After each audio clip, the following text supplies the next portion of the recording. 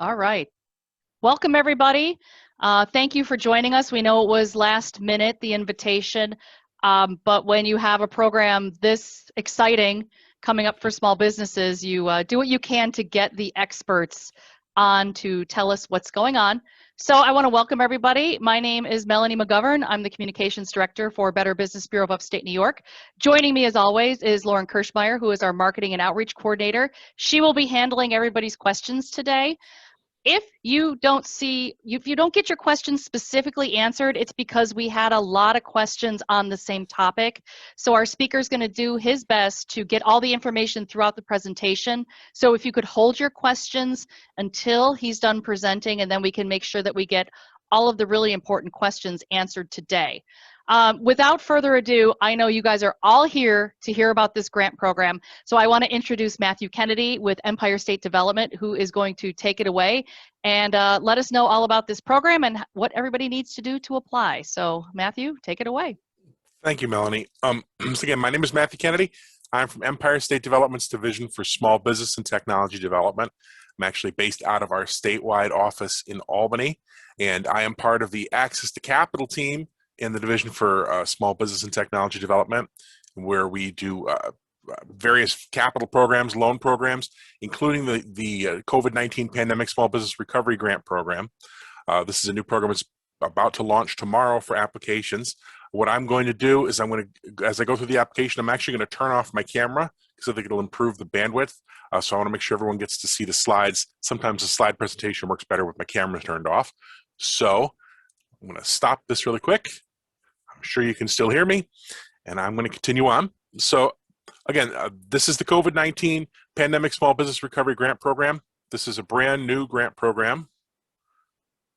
It's an $800 million program that provides grant funding to small businesses and for-profit independent arts and cultural organizations that have been impacted by the pandemic.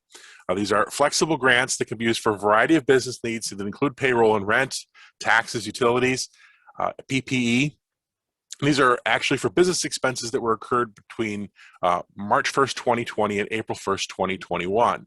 So this is essentially a reimbursement grant where what's happening with the grant money is it's being used to repay these expenses that may have come out of your pocket, may have come out of the business itself, may still be in arrears waiting to be paid for.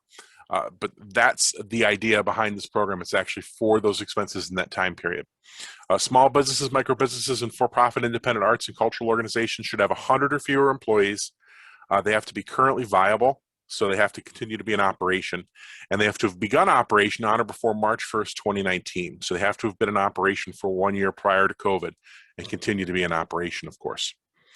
Eligible applicants are going to be required to show a 25% year-over-year loss of gross receipts as a result of the pandemic.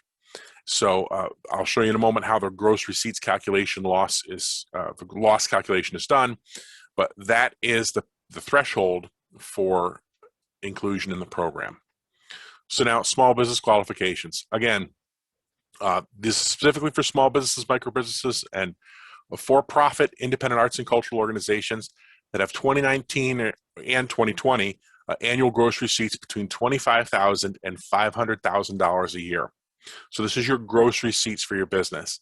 For examples, you'll see it's line 1 on your IRS form 1120 for corporations, your 1065 for partnerships, and it's line 1A, and line 1 for your form 1040 Schedule C.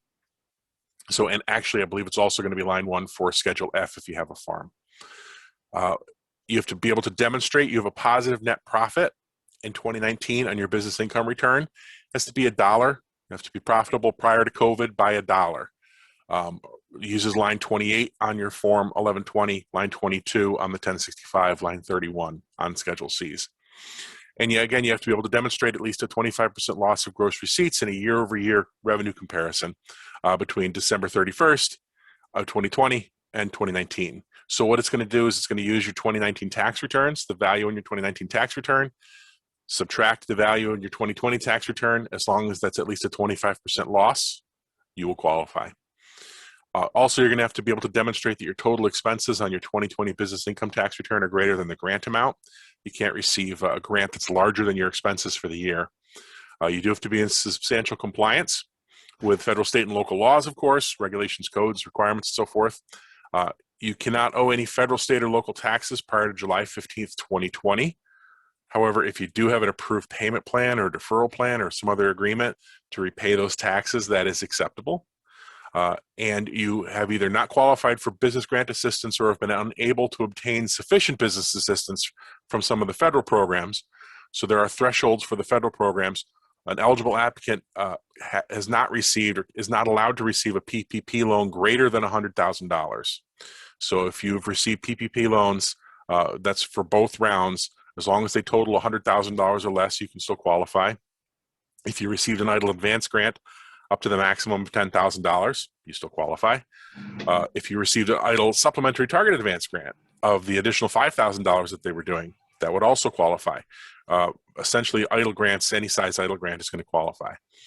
And finally, if you received an SBA shuttered venue operators grant of $150,000 or less, so if you were one of the businesses that can qualify for that program and it was $150,000 or less, you can still qualify. So there are some businesses that are not eligible for grants.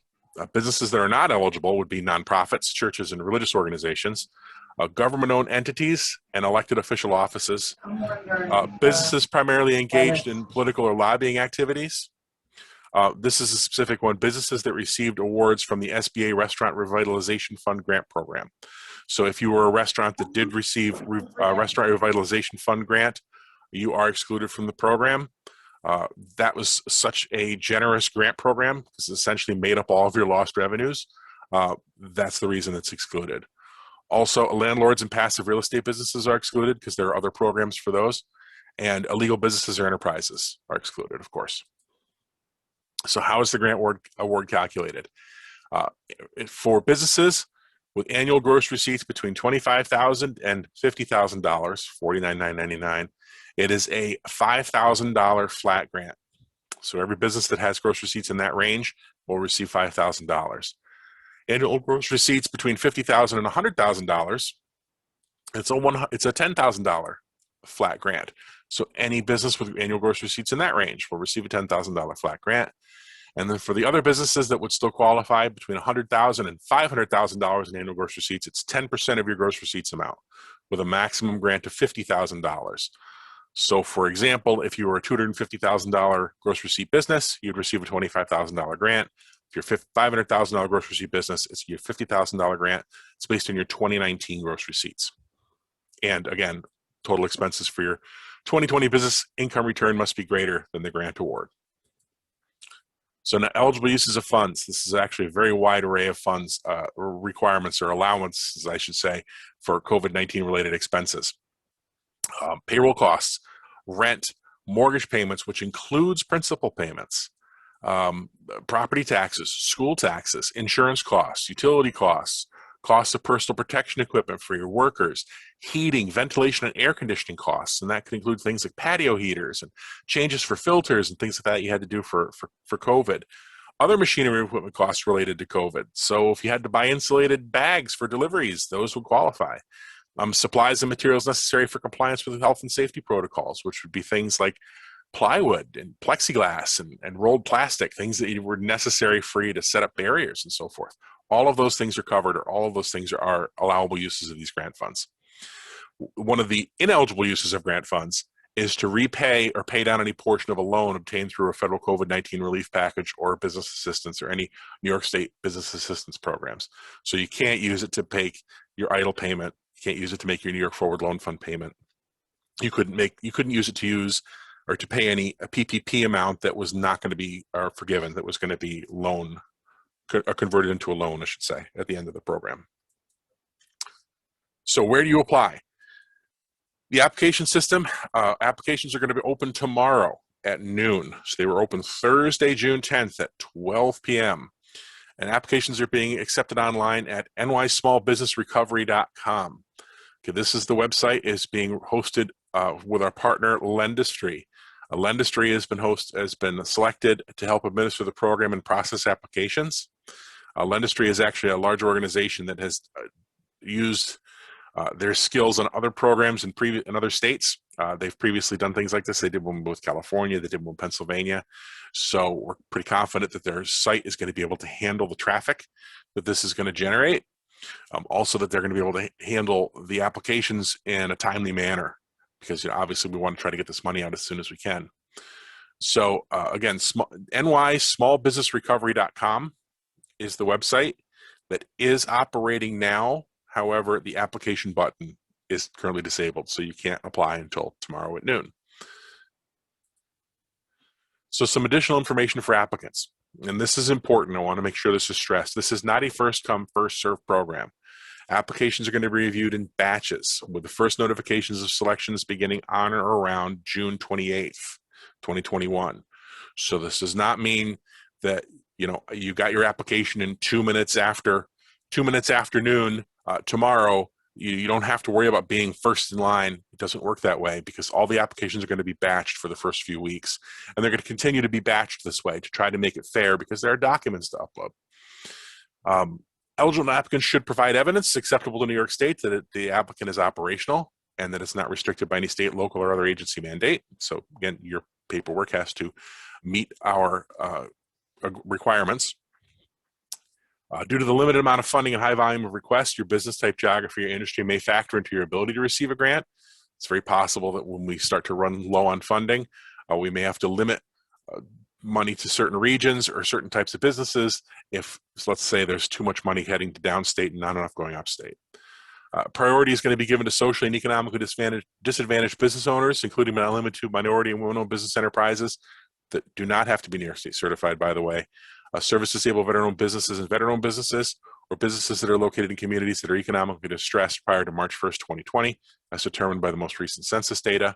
So they're going to try to look at those applications first if they can.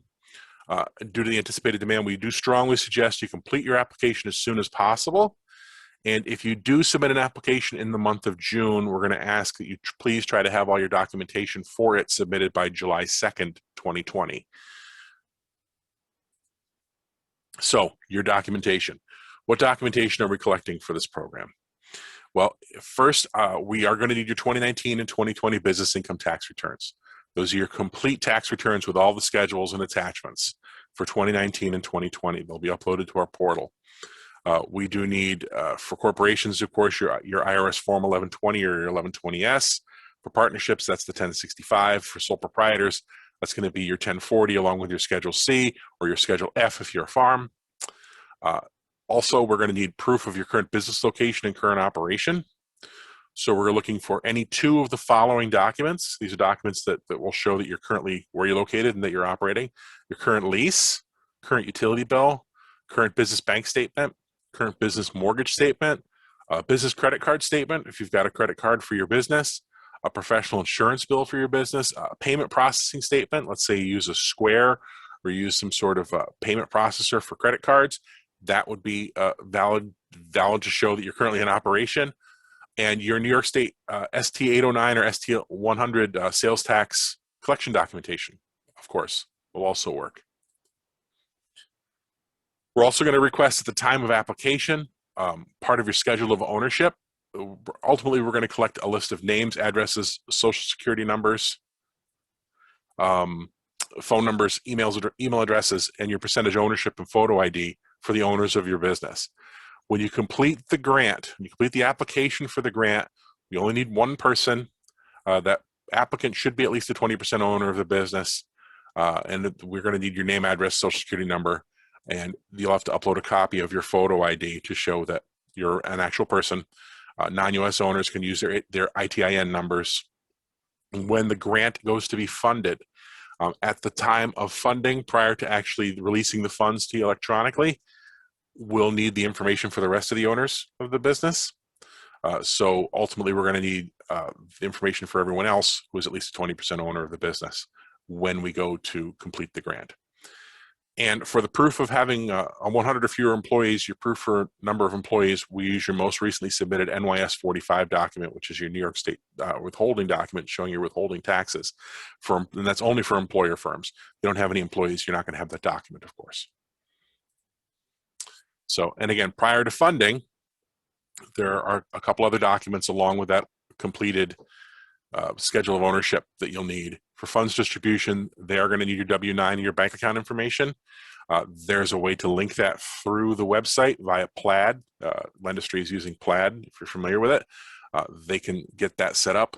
You'll need to complete a completed IRS form 4506C, which is a tax transcript request to verify your tax amounts that are submitted. They may not request this in all circumstances, but they have the option to request it. You don't have to upload it beforehand because there are lines that need to be completed by the people that are drawing the tax documents. So if you are required to submit one, they will send you the document that you need to complete and sign and re-upload to the website. Also, for proof of business organization to show that you're a licensed New York State business, that you're licensed to operate, we do need one of the following documents, just one: your current business license, a certificate of organization, a certificate of assumed name or a DBA, of course, your New York State certificate of authority, that would be to collect sales tax, your articles of incorporation, if you can find them, or another New York State or New York State municipality issued document that shows authorization to operate in New York State. So for some examples as to where this information can be found, on your 1120 tax return, you'll see that, again, for gross receipts, that's line 1A. And for your taxable income or for your profit, it's line 28. So that just needs to be $1. On your 1065, again, it's line 1A, it's line 22. On a 1040 Schedule C, it's line 1, then line 31. Now, we do have free assistance in preparing applications. We have established relationships with a great number of TA providers around the state, and Lendistry is also doing that to try to get you assistance for helping complete the requests, to upload documents and so forth. The Entrepreneurship Assistance Centers around the state can help, along with, of course, the Small Business Development Centers. We do have our Business Mentor New York COVID-19 Volunteer Task Force. On the Business Pandemic Recovery site, we do have other programs, so you can always visit the Business Pandemic Recovery Initiative site.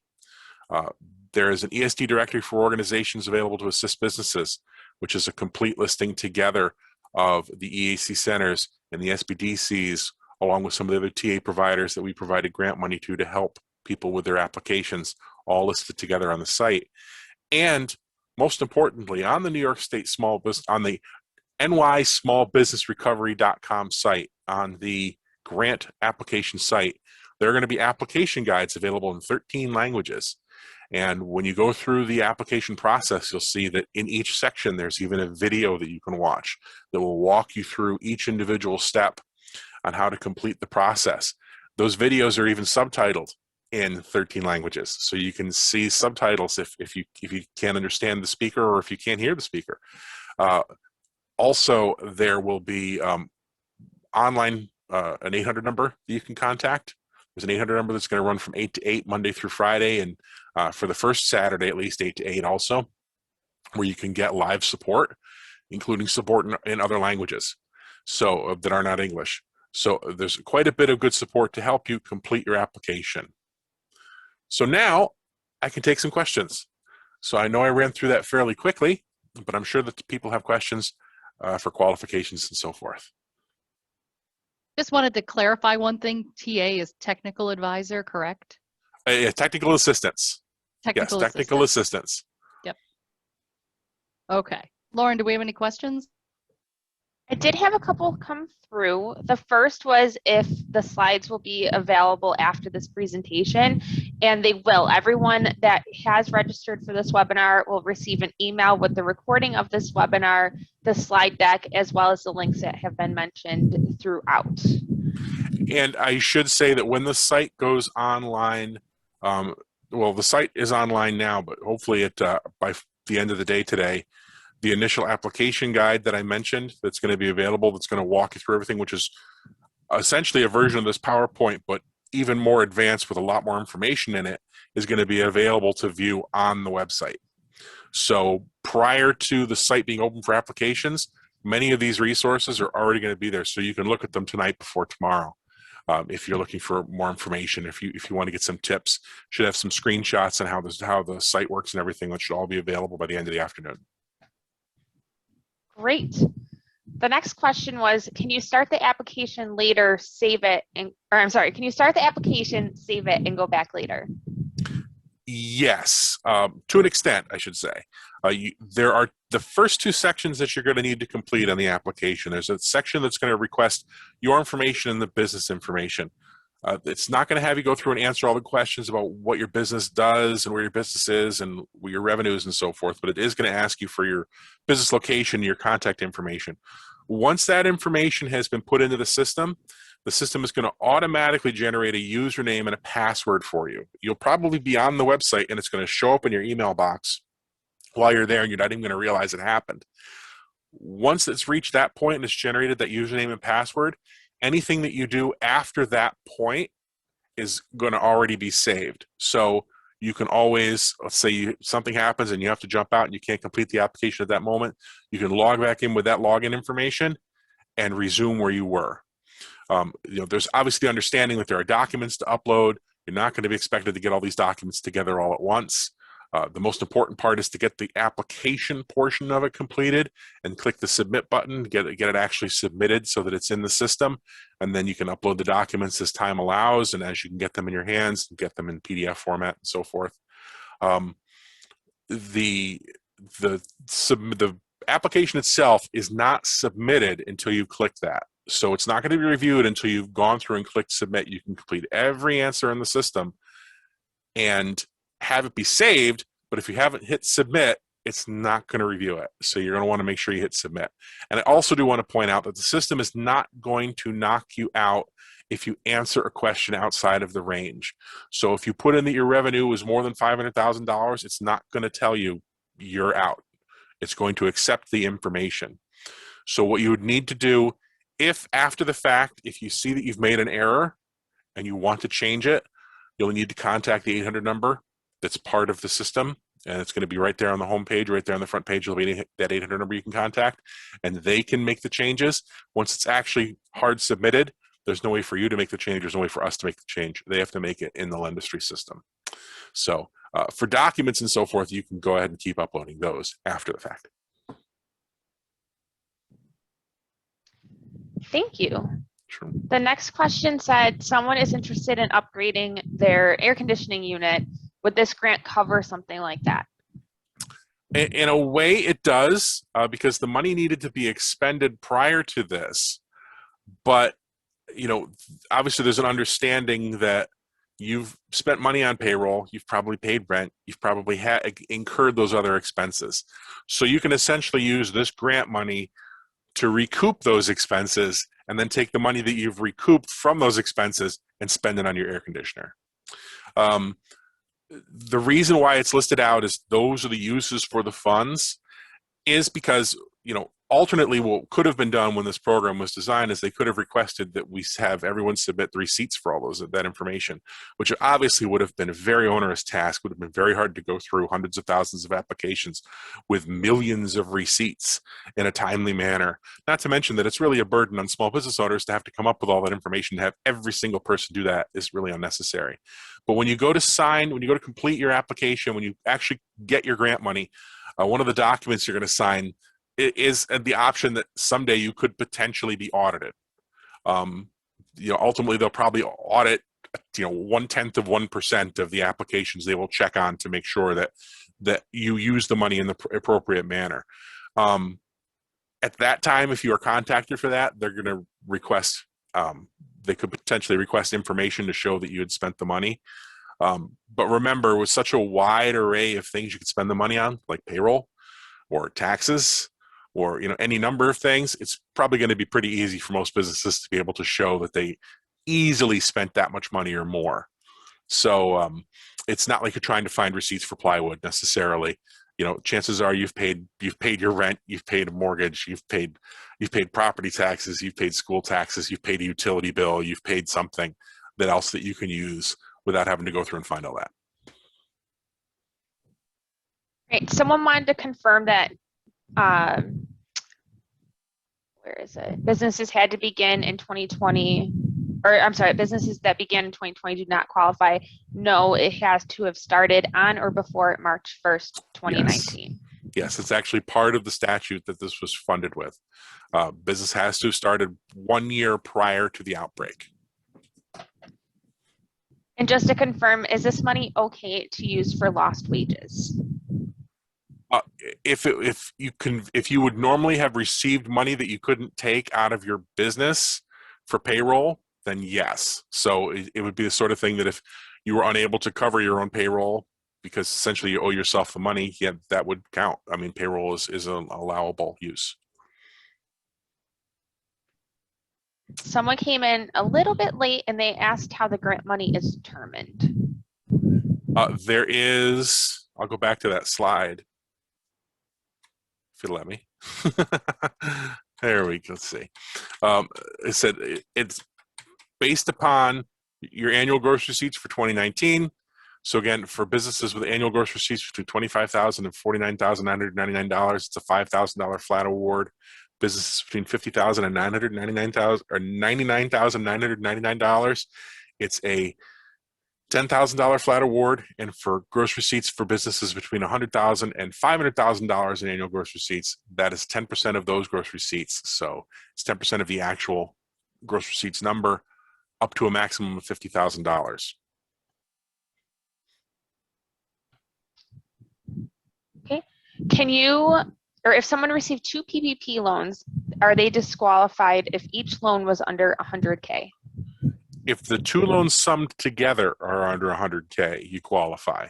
If the 2 loans summed together exceed 100K, at this point, you do not qualify. So they do have to add up to $100,000 or less. So if you receive 2 $90,000 PPP loans, unfortunately, you're not going to qualify.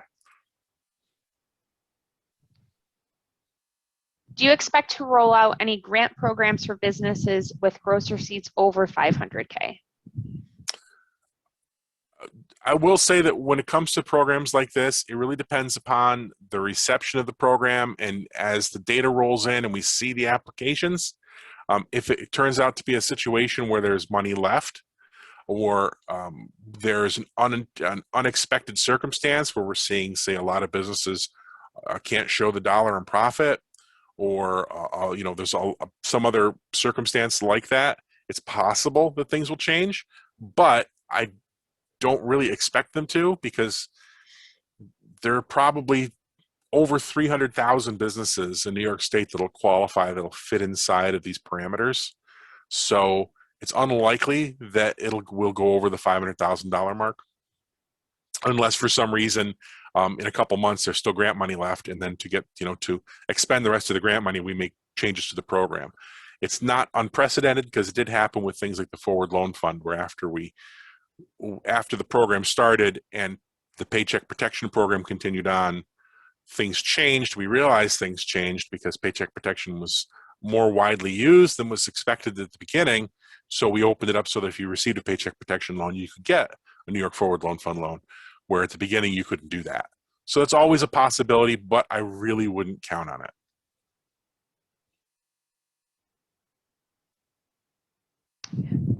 If anyone has any remaining questions, there one just popped up. If one PPP loan was forgiven and now the outstanding PPP loan is under 100K, do we qualify? No, because even if it's forgiven, it's still was considered a grant. So it's the $100,000.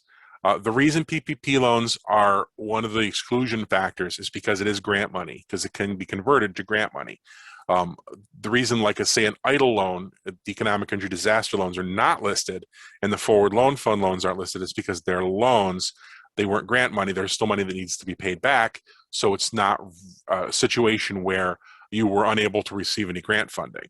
The idea was that we're trying to help businesses that were unable to get other grant funding or sufficient grant funding. Lauren, I have a question that came in directly to me. This one's interesting. Can you still apply if 2019 annual gross receipts were over 500,000, but 2020 receipts were under 500,000? No. They both need to be under the 500,000. Obviously, the 2020 is going to be by default for the loss of revenue. It's going to end up being under 500,000, but 2019 would need to be under 500,000 also. So unfortunately, that based on the current parameters, it wouldn't qualify. Okay. I think that's, One just came in, but I believe this Oh, one yeah, was right. answered. Sole proprietor, lost wages, it is okay also to use this for, and I believe you said yes. Yes. If there are any last questions, please again put them in the chat box. I did check our Facebook Live. I didn't see anything come in there.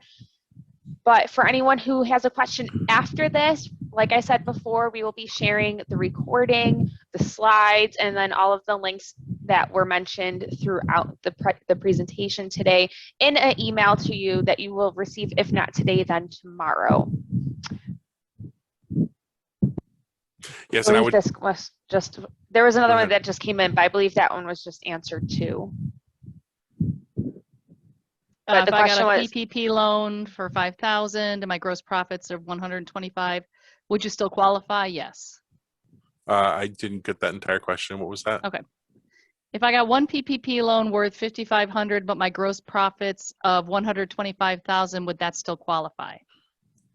If your PPP loan is under the $100,000, your gross profit can be as long as it's at least $1, you qualify. Just you have to show in 2019 that your business was profitable. oh, here's a To good answer, one. Oh, go ahead. Yeah, to answer that last question we just answered. If you have gross receipts over 500,000 in 2019, but under in 2020, you are not qualified. Correct, Matthew? No, you're not qualified. Right. Okay. I have been in business for over 10 years and have been living gig to gig. Will I qualify for this program? As long as your tax returns fall inside those parameters. So as long as you can meet all the parameters that show that you have gross receipts that fit in those lines, and you didn't receive a PPP loan, or you didn't receive that grant assistance, yes. There's only a handful of businesses. The types of businesses, it's very, very broad. Has to be a for-profit business. Again, you know, can't be a lobbying business. Can't be. In fact, I'll go back to that screen. Can't be a nonprofit, a church, or a religious institution. Can't be a government-owned entity or an elected official office or a business engaged in lobbying, political offices. It can't be a business that received an SBA Restaurant Revitalization Fund grant, because that was a full revenue grant. Can't be a landlord or passive real estate business or an illegal business. Aside from that, all industries are allowed, really. There's no restrictions on one type of industry or another. Someone asked if they could use the 1120S form. Yes.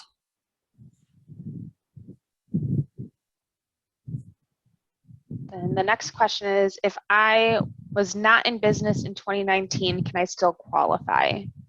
It had to be operating by March 1st, 2019 to qualify. And they'll be trying to verify that through Department of State records. And of course, your tax return is going to be able to show that too.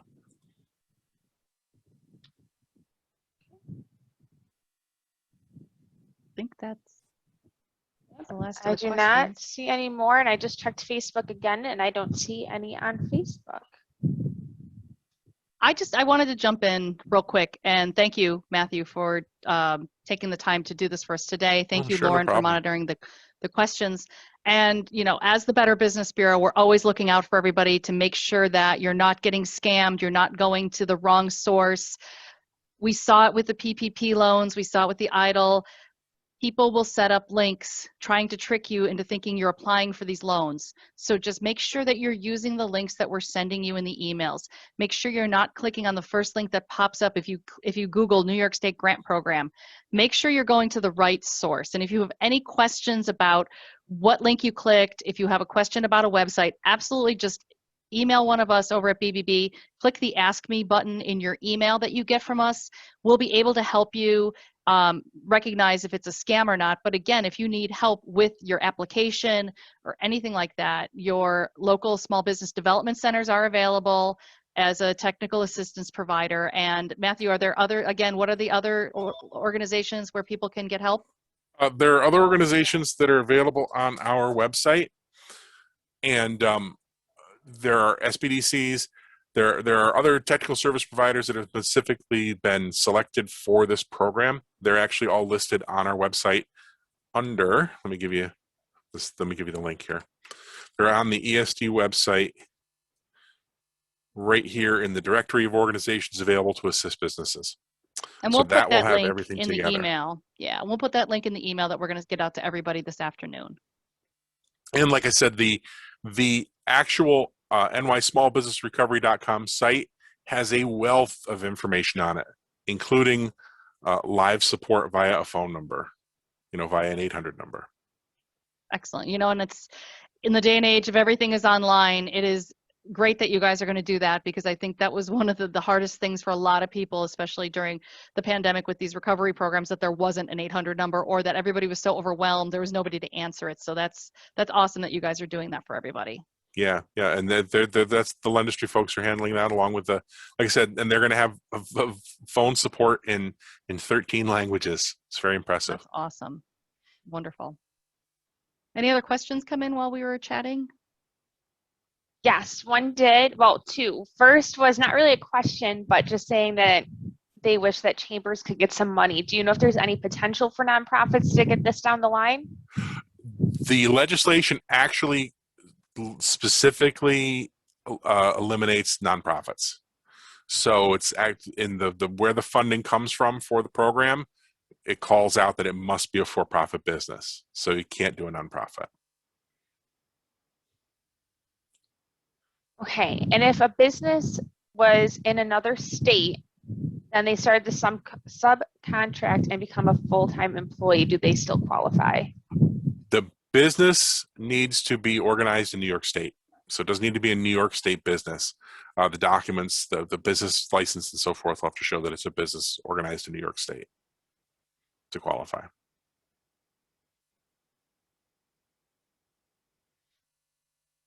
I don't see any others. If I did happen to miss your question, though, again, feel free to reach out to any of the contact information that's on the slide, or give us a call at BBB and we can find the answer for you.